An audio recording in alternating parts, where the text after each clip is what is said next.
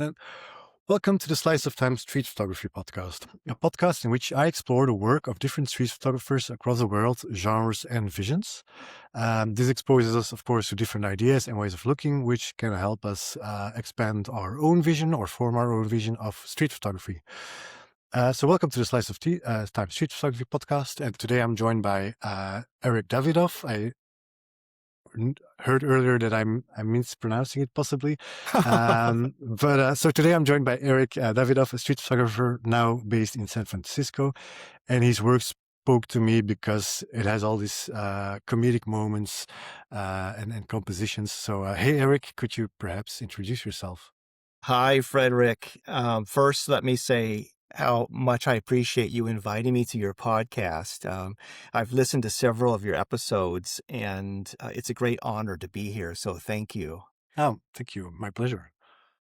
Well, where do I begin? I guess I can start with my age because it's something I'm starting to think about more these days. I'm turning 68 in 2 months. I have two adult children. Both of them are boys, well, men. I live with an amazing woman. I teach yoga. I spend a lot of time walking and taking care of other people's dogs. I have lived in the San Francisco Bay Area since 2010, and I started my life journey in Hollywood, California, which is where I was born. But I've moved around. Yeah, I like saying that. I was born in a hospital on Sunset Boulevard, of all places. But after I got my bachelor's degree, I moved around a lot. I actually went to Washington, D.C., got a master's, and believe it or not, I went to Florida. I got a doctoral degree.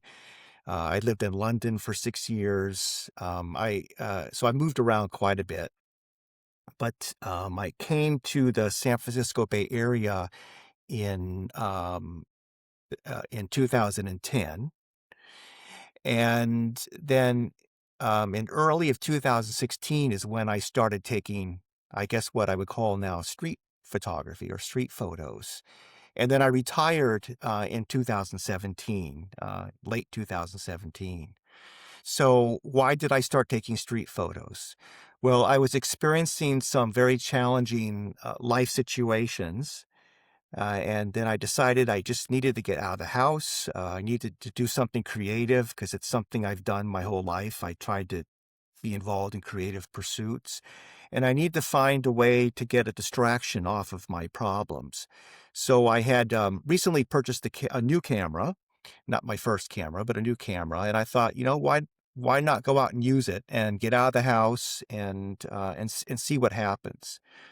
So I started going to the city, San Francisco, and taking photos and just walking around. And about that same time, I stumbled upon a Facebook group for street photographers in the San Francisco Bay Area.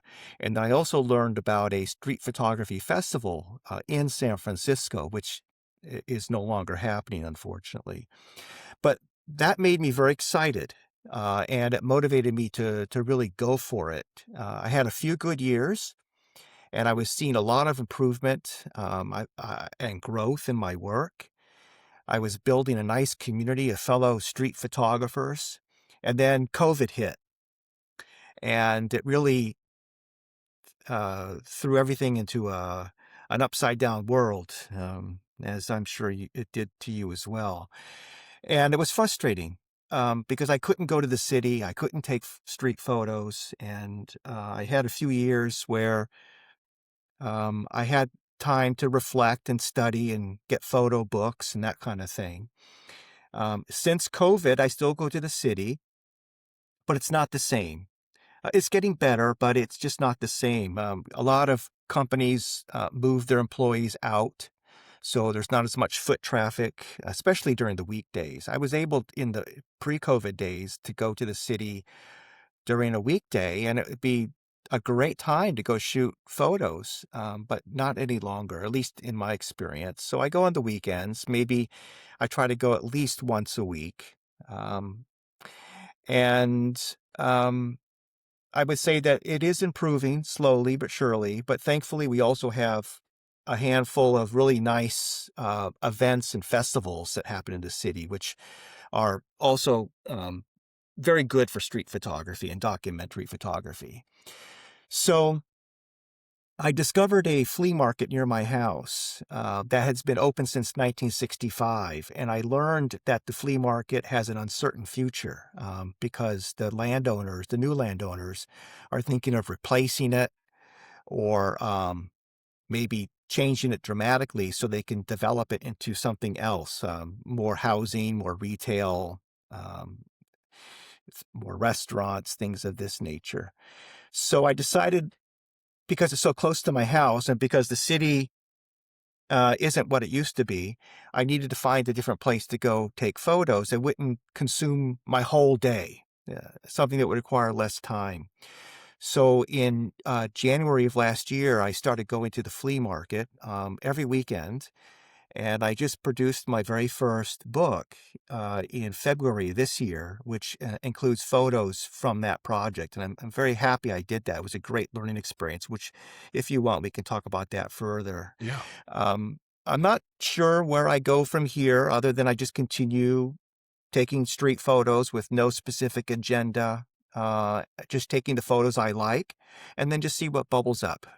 Mm. So that's me in a nutshell. Yeah. And I think the last thing you said is like, for example, I was struggling for projects to think, like what projects should I take on and everything. And I think it's the last thing you just said is interesting in that regards, because it's the projects kind of come up, like you have to look at your work and just go out and do street photography, and after a while you see like, hey, this might be an interesting subject, or this might be something to work on. So that's very cool. So already great advice. And yeah, we'll get into the bookmaking definitely. First, I wanted to ask, because you mentioned at the start of your story that you had like a camera laying around, and then you decided to start doing street photography. So then why did you have the camera already? Was it because because of the travels maybe, that you did some photography, or yeah?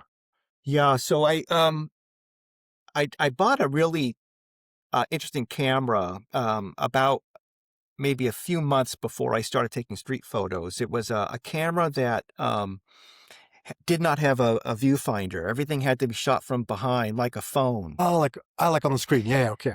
It was a very small camera. Sony made it. I think it was called an A6000 digital camera. And it had a flip screen that you can turn completely around so you can do selfies. And I thought, oh, this might be fun. And when I go on vacation, or if I'm with my girlfriend and we're out doing stuff, it's better than a phone. And it was small enough I can put it in my pocket. So a couple months after I owned it, I'll try to make the story somewhat short. We went for a hike, and as typical man, I kept thinking that I was on the right trail. Although my girlfriend would say, "I think we need to turn around." I was like, "No, this is a loop. This is a loop." Well, it wasn't a loop, and I ended up on the other side of the mountain. It was getting late, and we would not have made it back to the car in time. It would have been too dark, so I had to hitch a ride and pay this guy like $50 to drive me back to my car. And he did. And then when I got out of his car and he took off, I realized I forgot my camera in his Oh car. no, It was okay. a brand new camera. I only had it like a month or two. So when I got home, I was like, oh, I can't believe I left my camera. So I said, well, the best thing is to go out and buy another one and don't even think about it. But I'm going to get a better one. So that's how I ended up with the camera. Oh, that's great. Yeah, that's a weird coincidence. And then from Yeah, there on, you started doing street photography, I or did. Yeah. I didn't know okay. what it was. I didn't know what street photography was at the time. As I said, I just needed to get out of the house, and I like photography. I've always liked photography, but like many people, I think that you've spoken to on your podcast, um, if they start with photography, they don't necessarily start right away with street photography. I was doing mostly, vacations and landscapes, but I always liked playing with photography, and I liked the idea of using the camera. But because I was going out to the city, of course, I'm looking at the people. I don't know if you've ever been to San Francisco or know much about it, but it's an interesting collection of people. And I couldn't help but take pictures of people because you see so many random, interesting, funny, surreal moments that it's just hard to resist. And so I just felt like I just need to take that picture. And that's really how I got into it. Yeah, that's cool. Okay, that's funny. Yeah, people watching is a big part of it. And then, yeah, you wanted to get out of the house, and then, yeah, naturally you get into street photography, and then from there on, you were able to give it like a name, like call it street photography, or how long did that take you to? Yeah, it was because of that Facebook group that I discovered what street photography was. And I started getting more and more interested in the genre and looking at the photos that people were taking in the group that they were sharing, and then looking at um, the websites at different festivals because I was learning more about festivals and seeing which photos were being selected, which photos were winning. And then there was at that time, the Street Photography magazine was a very popular publication for street photography. So I was looking at that and just starting to really get my head around wow, I didn't even know it was that a thing or that it was even happening where I lived. And it just really resonated with me. It just made sense to me. And I said, this is something I really want to do. I can't explain it. It's like I know a lot of other people who have the same experience. It just grabs you, and then it almost becomes an addiction. You just get obsessed with it, I think. And it just maybe because I don't know. A lot of people talk about street photography uh, as something like you go out hunting or you go out fishing or and maybe it's the gaming aspect of it that is so fascinating to me. Is that how this thing that you can carry around that's designed to freeze a split-second moment Yeah, can grab something in reality that most people don't even see, but because you grabbed it, it's now there forever to enjoy and study. And that just appeals to me, being part of that process. yeah, no, yeah, correct. And it's as you said, it's kind of like a game, yeah, because the one moment you succeed and you can go to a next level, or you can go to someplace else, and it's like collecting all these well, like in a game, like gems or whatever the game tells you to collect. So yeah, that's a funny way to look at it. And so you don't really have a specific reason why you do street photography. It's more like as you said, like an addiction or uh, Well, I think there are lots of reasons why I still do it today because, as you know, street photography is very hard. I can go out and I can walk 5 or 7 miles. I can be out for several hours and come home with nothing. Um, so so you have to really love it to want to punish yourself like this. yeah, Um, so I like it for a lot of reasons. I like it because it's creative. It's hard. I like it because it's hard and challenging. It gets me out of the house. Um, I get exercise. I observe life. So I get out of my head, if you will, and I observe life around me. It helps me calm down. It puts my life in context. It gives me perspective. It's almost like a therapy session. And I come home and I just feel good. Even if I don't get a good photo, I still feel good. I feel good about what I did that day. And I feel good. Like I'll come home, even if I have shitty photos, I'll come home and I'll look at my photos and I like the reflective exercise after a day of shooting where I look at my photos and I ask myself, why did I take it? What was it in that moment that got my attention? Because I'm learning about myself too. And so I'm retired, as I told you. So when you retire, things slow down and you don't have work challenges. You don't have um, the discussions and the stimulation and the learning and growth that you mm, would, that you don't have necessarily when you retire. So it gives me that as well. It feeds my desire to want to learn and grow and develop and be productive, I think. Makes total sense. Yeah. And so you mentioned reviewing your own photos, and is it because I think everyone looks at their photos and kind of tries to recreate the moment for themselves, maybe. But is it really like a conscious conversation with yourself that you look at your photos and are like, okay, why did I take this photo? I'm not sure what other questions you ask yourself. What could I have done better or whatever? Um, so is it really like a conscious, yeah, conversation or contemplation with yourself? It is, and I think it's important to do that because, um, it helps for me anyways, it helps me learn, because if I'm not reflecting, then I'm not going to really understand why I'm doing what I'm doing and how I can do it differently and maybe even better. So I think it's important to take that moment and reflect and look at your photos. It's very, tempting to come home and just delete all the ones you don't like, but I save them, and I go back and look at them again and again and again, because sometimes I just celebrate the fact that I noticed something. Even if the photograph is bad, it's training my eye, so I'm celebrating the fact that I noticed something. Because if I'm not noticing something, I can get the photograph technically right, but if it's not the right scene or moment, then what's the point? So I'm really reflecting, so I'm, if you will, further training myself when I'm out there to spot and observe and notice things.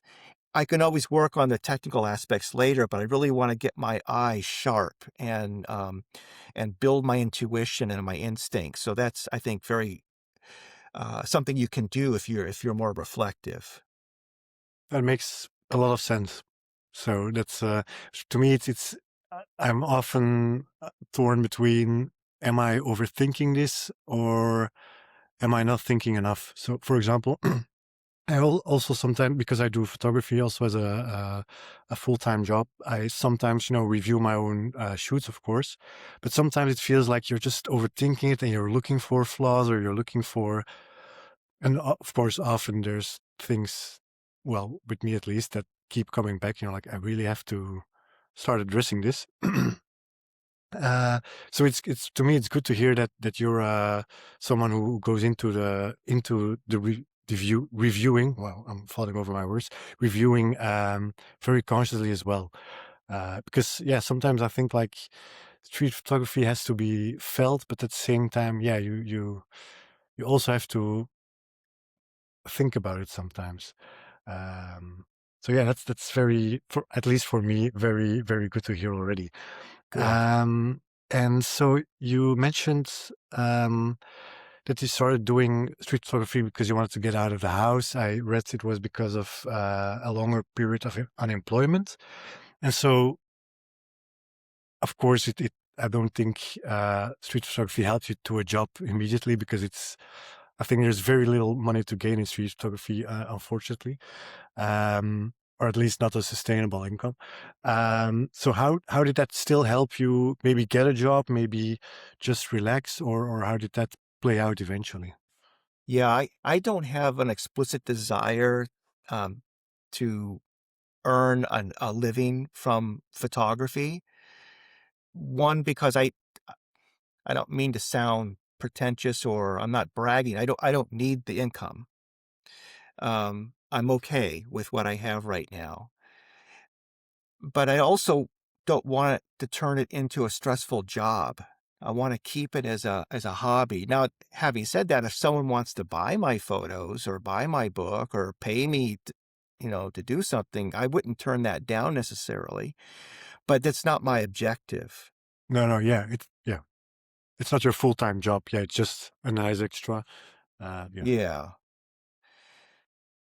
I, yeah, because it, you can make some money if you really put your head to it. I mean, you can do workshops, you can, you can be a juror on festivals, you can go out and speak. There's things you can do, but it takes commitment, it takes time, it takes effort, and I just don't have the desire to put forth all that. And then I think I'm worried that it might spoil the fun for me because it would just turn into a job, and I really want to keep it more as a something I enjoy, and I'm doing it for me.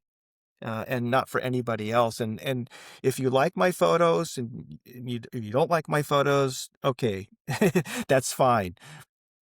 It's I'm doing this for me because as you alluded to in your question, it is good for my mental health. Um, because it gives me an outlet. It gives me something that makes me feel good. It gives me something that's not stressful. It gives me something that I can identify with and that I can control completely because I'm not doing it for anybody else. Mm. Yeah, I like that. For me, it's as well. I do street photography for me because I have to do my photography as a job for others, obviously, because it's corporate photography. So to me, it's trying to reverse or succeeding, I think, in reversing that and making it fun for myself, which also Yeah. makes it more fun to do the actual corporate photography as well again. So that's nice.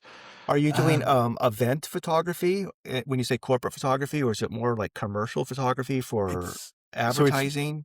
Yeah, no, so it's mostly headshots for companies. So like, if it's the CEO or if it's like 20 people from the company Got who it. needs headshots, and of course, as you say, like events, business events, um, which I'm starting to like incorporate a bit of street photography into them sometimes because it's just more fun. But you can't like make unflattering photos from people at a corporate event as you might do from a street seat. But yeah, I Right. mean, it's fun to see how those two collide. But so I wanted to come back to you were mentioning doing street photography for yourself, which I think is great. But you also recently brought out a book. So I want to, because that's of course publishing your work. So I'm not sure if it's not for yourself anymore, but it's also for others to see, I think.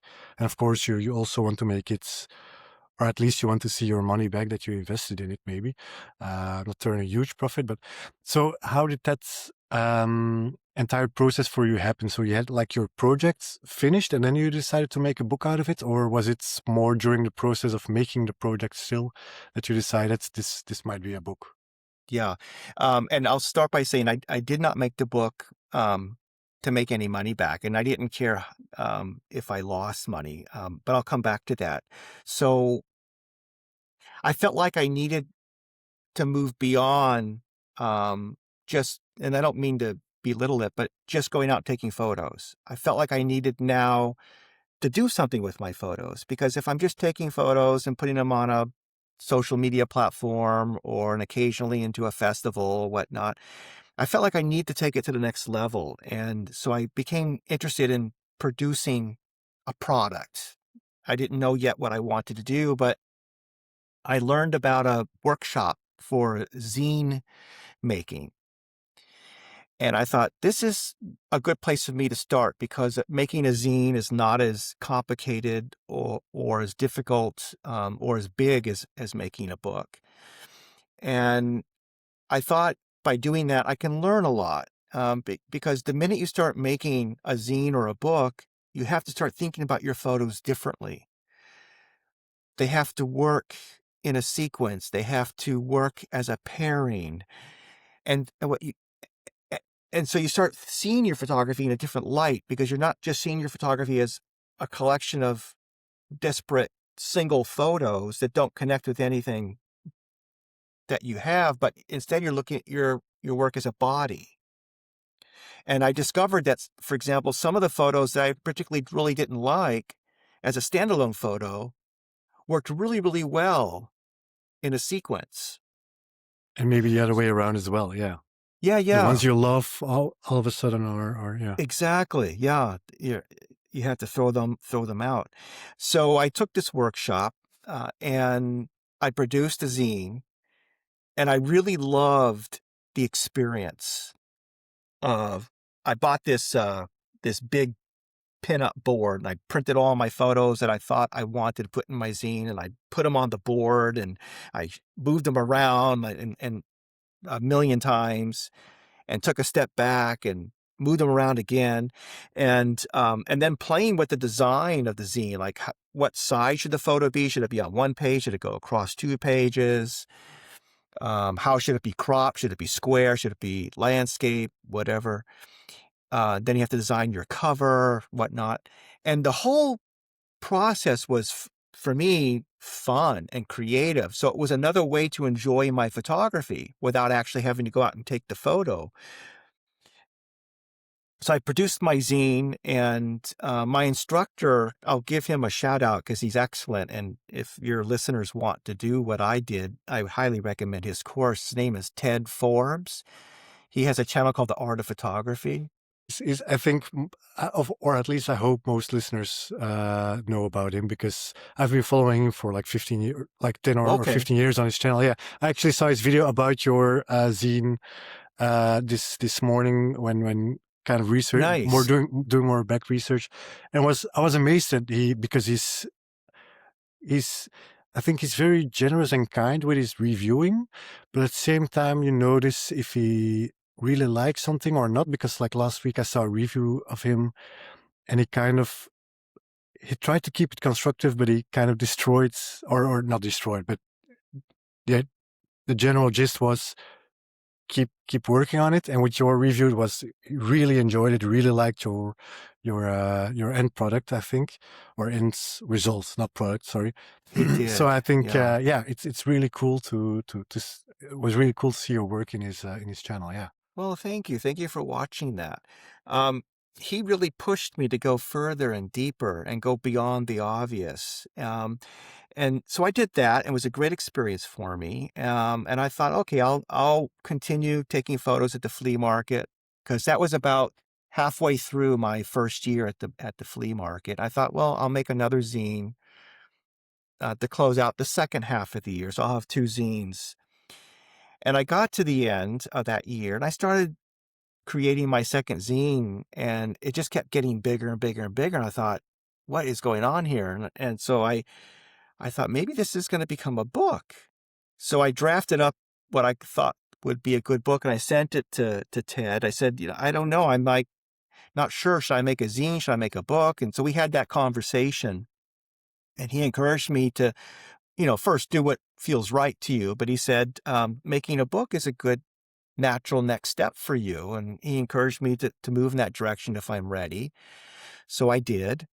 And I'm very proud of having done that. I like it. And now I want to do more. I just wish I had more ideas.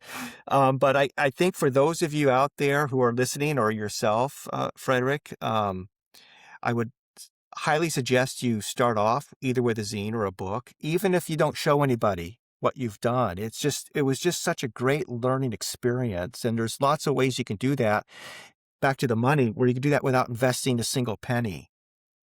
So, for example, on my zine, I made the mistake of pre-ordering quite a few so I can get them for a reasonable price. I still have a lot left.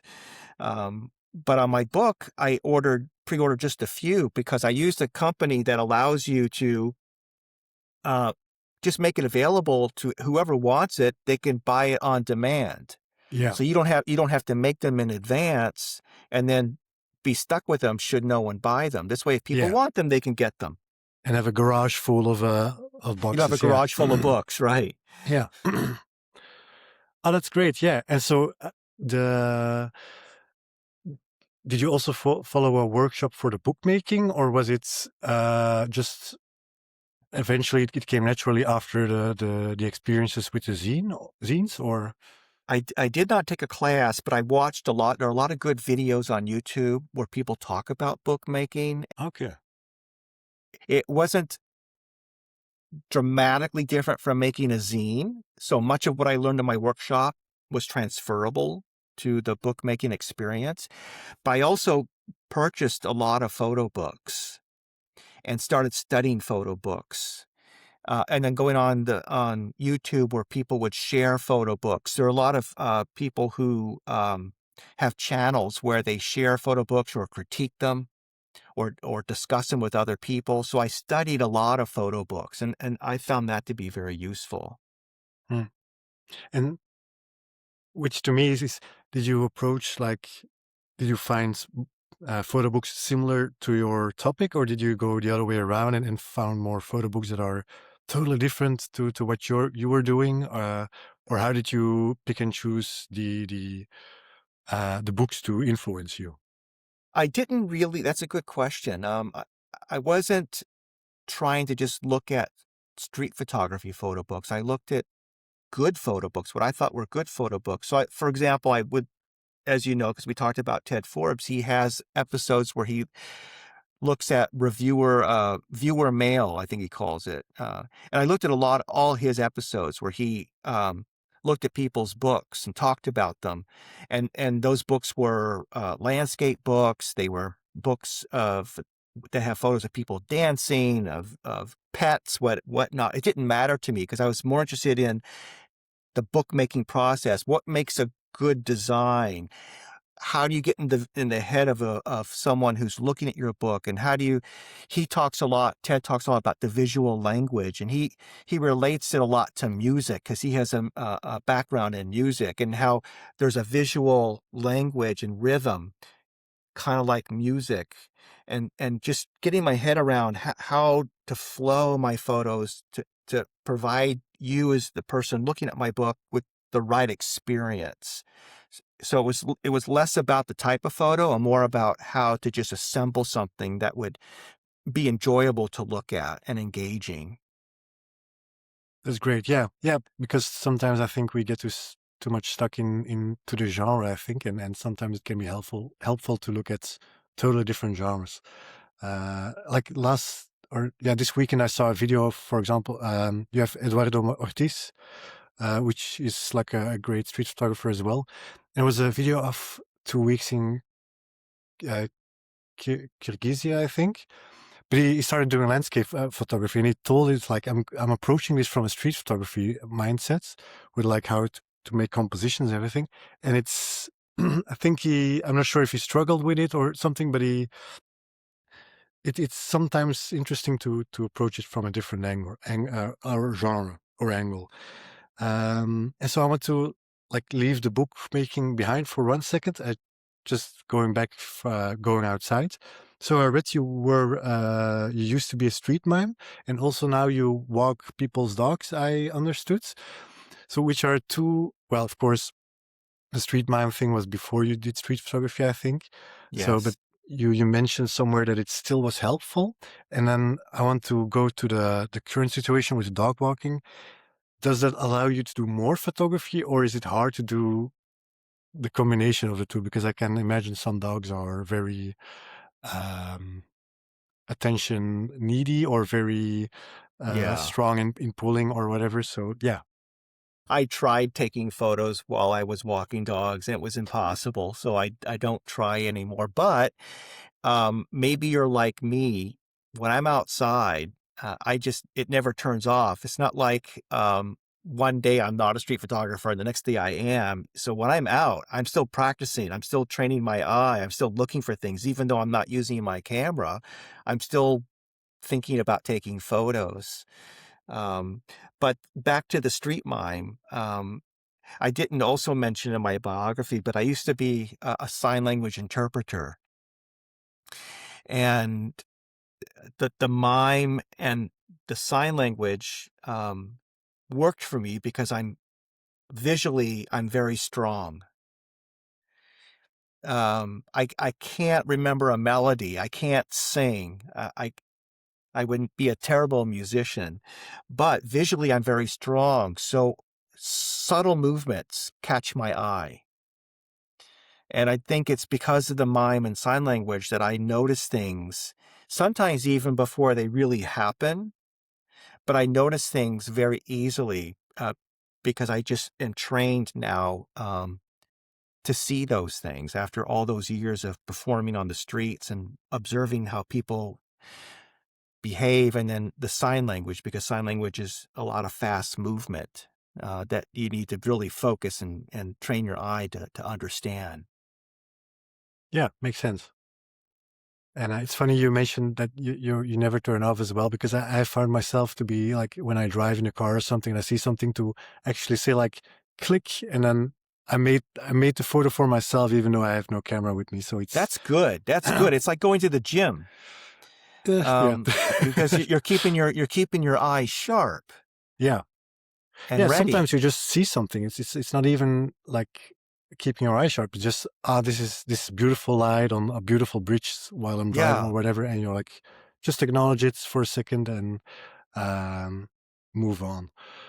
Um, So I was wondering about the because all your photos have like a comical aspect. Maybe it's also linked to the mime thing, which is also kind of usually it's more into the comedy direction of street performances, I think. So is there like a reason you find those moments attractive or? I think about this a lot. Because as I said, when I reflect on my photos, I keep asking myself, why am I why am I so attracted to these humorous situations? I think in large part it has to do with where I take my photos. So if I was not in San Francisco taking photos, I don't know if I would have so many photos of humor. It just so happens I see that in San Francisco, and it's prevalent in San Francisco. I think partly also because I do have a sense of humor, and um, I, I maybe I am looking for those things subconsciously, but I do think in large part it just has to do with where I chose to take photos. I think some people. That's why when I look at people's photos, I don't. I'm not trying to like say, oh, why aren't you doing more of this or this or this? It could be because of where they live. They just don't have the opportunities to take that type of photo. Maybe they live in a place where there's just really good light and good architecture, and good colors. And so that becomes the the main focus of their composition. For me, it's the people and it's the things that people do, and the craziness that I see in the city is what I think makes San Francisco different from most places in the world. So that's where I tend to focus. Yeah, that actually makes a lot of sense. I think I discussed it a few episodes ago. With Thomas Bugatti he's based in Hong Kong, and we were discussing about how much the location you are or city you are in, how much it influences your type of street photography or your work. So it makes sense that it yeah might happen that in San Francisco it's there's more comical situations than I don't know in Paris or whatever. So it makes sense, yeah. And so have you tried doing street photography in different cities or countries maybe even already? And did you find it more difficult or maybe influencing you in a different way or? Yeah, a lot for me, not as successful and a lot more difficult when I when I travel and take photos. I think for a variety of reasons. What I do like is that I remember Mike Chudley, I think that's his name. If I'm saying it wrong, excuse me. But you maybe listen to his or watch his YouTube videos. He talks about the novelty effect. How when he goes to a new place, because he's never been there before and it's novel, he'll take pictures that he might not take if he was familiar with the area because they just don't look that interesting to him anymore. So there is that novelty effect, and I'll find that I take photos when I'm traveling that I would not necessarily take in my hometown. But because I don't know the area as well as where I shoot on a regular basis, and I'm not familiar with the rhythms and the right locations and how the sun travels, I don't have great success. And I don't see the kinds of things I'm used to finding. And maybe I'm looking for those things and I don't find them, so I don't take as many photos. I still enjoy it. I still try it because I think it's good to get out of your comfort zone and to get someplace new and just experiment and try to work under different conditions. But I generally don't end up with very good photos. Okay. It's funny to hear. For me, like I had an experience, it's almost half a year ago in London that I took some photos and I was very proud of them. I was like, oh, I'm sure that like this is original and this is, and then I saw fairly similar photos of the same places on like other people's Instagram all of a sudden. It's like, Yeah. okay, this was not original at all. It's just I never been there, so I never saw it, and now I recognize the place and I recognize that other people did the same thing. Yeah, yeah, So yeah. it's yeah, it's funny. Um, I have a trip planned in October of this year. I'm gonna go to Hong Kong. I've been there a couple times.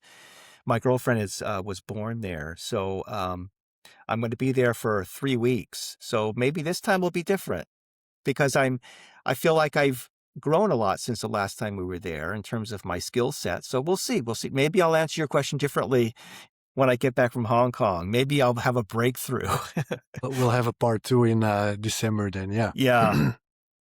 It's funny. Maybe we could do like a double episode with Tom Mugati, who is from there as well, about the different experiences you might have as different shooters, because he's more Yeah. of a composition and an architectural kind of photo type, and you're more of a comedy. So it's kind of different genres as well.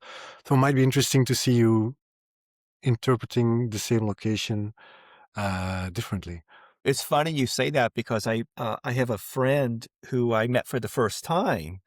I've known him on social media. He came here from Argentina, and he spent a month and took photos. And it was really fascinating for me to see the photos he was taking because he was getting some really good photos of places I'd never seen before or situations I'd not seen before. And I was like, wow. And so that was a fresh perspective. And it was really interesting to see how someone else comes here with a street photography background and to see what kind of photos they take of an area that I know so well. So I thought, geez, I need to come back to the city and pretend this is my first time here, to see things like he did. But it was, yeah, it's quite an interesting experience this when you have someone coming to your town from elsewhere and then looking at how they saw the things that you see on a regular basis. True. Yeah. Yeah, very, very much. So have you done like shooting with him together, or you just saw the results? I did spend time with him in the city, but I don't like shooting with other people. Not because I'm antisocial. It's because I can't chew gum and walk at the same time. And when I'm out there shooting, I'm in my zone, and it takes all my concentration. And if I start talking to other people, then I can't focus on what I'm doing, and I can't take good shots. So do you sometimes talk to the people you photograph, or because like for example, I've heard people who love doing it, and actually that's why they get into street photography. But I also heard people who say like, if I start talking, then I get out of the flow, and I'm done for the day. It depends. It depends. Sometimes I will talk to people, um, and I'll end up having a really interesting conversation. I don't I don't purposely set out to do that often, but sometimes it just naturally happens. I'll take a photo of someone and they'll notice I took their photo after I took it. And I'll be laughing because of the photo I took is just so funny that I'll say, oh my God, you won't believe what I just did. And I'll walk over and show them the photo and we'll have a laugh together. We'll talk about it. And then, that happens once in a while and that's fun. Um, but they're not usually conversations that last too long, usually, a few minutes, and then we move on. We just each go our separate ways. Okay, yeah, that's great. Because yeah, a lot of it is people involved, of course, with that you do. And there's also fairly often some interaction, or at least they should have noticed you. So that's nice to hear. And to my feeling, you're more of a we talked about the fishing and the hunting earlier. You mentioned it, so I feel like you're more of a hunter, or is that a wrong assumption? Um, I don't know anymore. That's it that's actually a better answer. If I'm walking and it's hot and I'm thirsty and tired, I'll stop and just wait for something to happen. It depends how my mood, depends how many good shots I think I already have that day. It depends on how much sleep I had the night before. Yeah.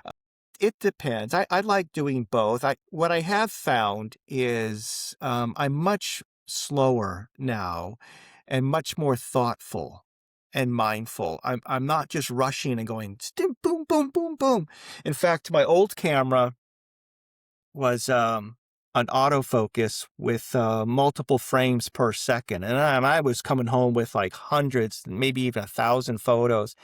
I 3 years ago, I bought a Leica M11, which is a rangefinder, and I purposely keep it on single shot shutter Okay. because I want to have more of a film-like experience. I want to be more purposeful and more thoughtful about when I push the button, and I want to have more control over when I take the picture. So I'm slowing down. I'm observing. I'm anticipating. I'm thinking about my composition. I'm lingering around things more. I'm not rushing into the photo as much as I used to. There's moments when you have to, or you lose the moment, right? If you don't take the picture, it's gone. But I try more now to approach it slowly and get into this situation and think about what I'm doing before I do it. And I'm getting better results because of that. Okay. And so that makes me curious to, I think there's a lot of questions coming from different angles to the same point, maybe. So you try to be more conscious, more slow. And you also mentioned buying the M11 and putting it on single shot instead of burst mode. Did you first buy the camera, and did that involve or influence your way of shooting and going slower, or was it the other way around? Did you want to go slower and then bought the camera and kept it at that setting? If that Yeah, makes sense. it was because I was getting frustrated with my previous camera because I was spending too much time fighting with the autofocus. I was spending too much time looking at the menu choices, and I was spending less time on the composition. I said, I really need to get a camera that's going to be simpler to use, that's going to work for me, and allow me to really be more thoughtful, be more mindful, and think more about my composition and less about operating the camera. So that's what drove me into purchasing that camera. Okay, yeah. So it was first the idea and then the technology. Uh, Yes. okay, yeah. It could happen the other way around, which is totally fine, I think. Yeah. But I know a lot of people say gear doesn't matter. I understand that perspective. And I think it's a mistake to think that, if you're going to go buy a new camera, all of a sudden your photos are going to improve. That's not true. But I will say that switching to this camera has made a difference to me. I think I'm getting photos now that I was not getting or would not get with my previous camera. So it didn't matter to me. It's not the whole story, but it did make a difference for me. So I think Oh, gear yeah. does matter, but it's not the most important thing to think about, if you know what I mean. No, exactly. I think the same thing as well. It's if gear doesn't matter, then why would people still shoot analog, for example, as well? Because that's a gear choice. You don't shoot different subjects necessarily, but it's a gear choice. Same with choosing a different camera. It's like I prefer. I have like two cameras that I use for my commercial work. Two different, well, same brand but two different camera models, and I use the cheapest and well, not the best of the two for my street work because it's smaller and it's Yeah, more manageable in the streets, while the other is like a big clunky camera, which is great for doing events, which is great for doing yeah. portraits, but it's annoying on the streets, even though the autofocus is a lot better, even though like all the functions are better. My previous camera was big and clunky like the one you're describing, and it was getting a lot of attention when I was using it. And I think a lot of people assumed I was this professional photographer, and it didn't allow me to be as discreet as the camera I have now, which is much smaller, and I can almost look like a tourist just walking around Yeah. taking photos. It's like the Gary Winograd trick, where He fumbles with it's like a yeah, yeah, video of him yeah, like fumbling. Yeah. yeah, yeah. And do you find that um, with the smaller camera, you can get more up close, or did you find do you find people in San Francisco are okay with being photographed, or not I really? I I find San Francisco people, to be okay with being photographed for the most part. Of course, you have to be ethical and moral. I mean, we have a lot of people on the streets who have mental challenges or drug addictions, who are homeless. So you want to be very careful not to do anything that's going to upset them or exploit them. That could create some bad situations.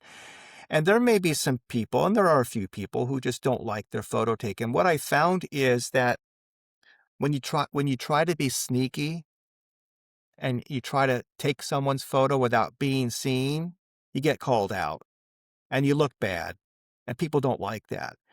But if on the other hand, you're just confident and you take the photo you like you're just doing something natural because you're a photographer and that's what you do, you just take photos, people usually don't respond negatively to that. They're like, "Oh, there's just this crazy old man taking my photo, whatever." But I'm doing it with confidence, like I'm not doing anything wrong, and that generally gets a better response. Yeah, and I know you, or I assume you learned that with your project, the Train Runners, because I think you mentioned it in the description as well. It's this, well, for the listeners, of course, there's links in the description, and I'll mention them later as well. But it's a series about you standing on a platform waiting for your own train, I assume, and people running to catch their train. And you mentioned somewhere that it was a nice way to get into it because those people, yeah, can't stop because they have to catch the train. They can't tell Exactly. you off. So was that a way you developed the way to shoot more close to people, or was it just a happy coincidence? It was a happy coincidence. Because as you said, I was commuting to work on the train, and I noticed that when I got off my train, um, to go to my shuttle bus, that every morning there were a handful of people running for the train like clockwork, and it just made me laugh to see how many people were running for this train. So I decided I better bring my camera and document this because I have 10 minutes every morning. I can just stand there before my shuttle comes and take these photos. And I just found it to be quite funny. But it gave me, it's like the flea market. It was a situation with constraints. Um, Same place, same location, same time, same camera, same moment. And then when you work with situations with constraints, then it forces you to really play around and get creative because otherwise it becomes redundant and boring. The same thing was true in the flea market. One of the benefits of going there every week was I had to learn because after a couple months, I found I'm taking the same photos again. I can't continue doing that. It'll be boring. So it pushed me to do things differently under those constraints. So it gave me it was a good exercise for helping me be more creative Mm. with my camera. Yeah, makes total sense. And the constraints for the flea market was it's once a week and it's only for a few hours, or Yeah, yeah. So the flea yeah. market is open only on the weekends, and usually it's between 12 and 3 are the times when you have a lot of people, and people start leaving at 3:30 or 4, and it closes down. So you have like a 3-hour window, and it's usually on a Saturday or a Sunday, but Sunday I find is the best day to go. So it's a Sunday for me. And so you've got the sun always more or less traveling the same way. The flea market the setup is the same every week. So it's not like they rebuild it every weekend. They're somewhat permanent stalls with the same vendors every week. So that doesn't change. You have different people doing different things. So that's the only variable in the equation. I purposely chose to use the same lens for every photo just to have that consistency. Again, building on this idea of constraints. That was a conscious decision is to work in that type of situation. And it was very hard. I have to tell you, it's very, very hard to really find ways to dig deeper, to add variation, to get in some creativity. So it didn't look like the same thing over and over and over and over again. And so now when I go out to the city, I think it helps me when I'm out there to shoot things differently because I think my thought process is different. It's deeper. It's pushing myself to say, don't just take that photo that 100 other photographers would take if they were standing right here at this time. What can I do that no one else would think of? And forcing myself to go in a different direction than what would be a knee-jerk reaction and what would be common. Yeah, exactly. That's hard to Um, do. that's hard to do. Yeah. I think if you, as you do, if you succeed in it, you get great photos. So I'll have to start constraining the time here. I have one That's a last. good segue. Yeah, it's a good segue, but I do have one last question on the topic of constraints as well, and to move back to your bookmaking, maybe because you have, of course, a constraint of how many photos you can publish. I mean, you can make a very thick book of 10,000 photos, but I don't think anyone would really enjoy going through that. So, but apart from the amount of photos, did you put yourself some constraints for the book as well, for the bookmaking, like time wise, like I have to finish this in this time, or how did you use the process there? From a time perspective, I had no deadline. Um, and I didn't know when it was going to be done. In fact, I probably had 100 iterations of what that book was going to look like and never knowing, am I done now? And I wake up the next day like, no, I'm going to change this.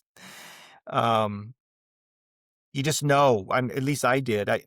I knew it was done. One day I just said, okay, it's done. And I said, let's just move forward because you could work on it forever. I mean, Yeah, it true. really, but there are some constraints, of course, as you said, you don't want to have too few photos, yet you don't want to have too many photos. And then also, when you start pairing the photos and sequencing the photos, that pretty much also dictates, what goes in and what goes out. So you end up with something where you feel like I can't make it any bigger because then it'll lose its power. Um, so yeah, there are some constraints, um, but there's also a lot of, and if you don't have certain constraints, you'll never finish. Um, so I did know, for example, in this case, that I wanted the book to only contain photos from 1 year. Okay, So I yeah, knew that if I continued to go to the flea market, whatever I took after my 1 year mark, those photos would not be in the book. So I did that helped me because then I had a smaller pool of photos to choose from. yeah, makes sense. And you really said like this is a start period, or did you like move the window a bit to like, okay, this 2 months at first was a practice run, and now, or No, I from the first day of shooting, and then 1 year after that is and okay, I pretty much started shooting in early January, and I ended shooting at the end of January the following year. So it's about 13 months. yeah, and so it's a nice calendar year as well, which kind of Yes. shows the seasons maybe. So Shows that's the cool. seasons, exactly. Yeah. So that's cool. Okay, so yeah, unfortunately, we'll have to start wrapping it up there. Well, that went by Um, fast. that went by very fast. Yeah, it's. I try to keep it to an hour so it's interesting, or it stays interesting for people to listen, because I feel like if a podcast is longer than an hour, first of all, I usually don't even open it because I feel like it's too much of a time I investment. agree. But also, like an hour is manageable. So that's why I give myself that constraint.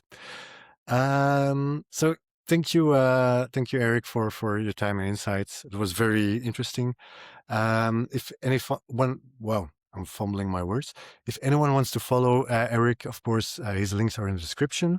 So make sure to follow his amazing photos on Instagram, but also on his website, and also on Flickr. And I saw you're very active on all platforms, so that's great. And of course, also make sure to follow the podcast on whatever favorite platform you like. And again, all links to Eric's work will be in the show notes. So see you in the next episode. Thank you, Frederick. It was a great pleasure to meet you and to talk to you, and I wish you all the best.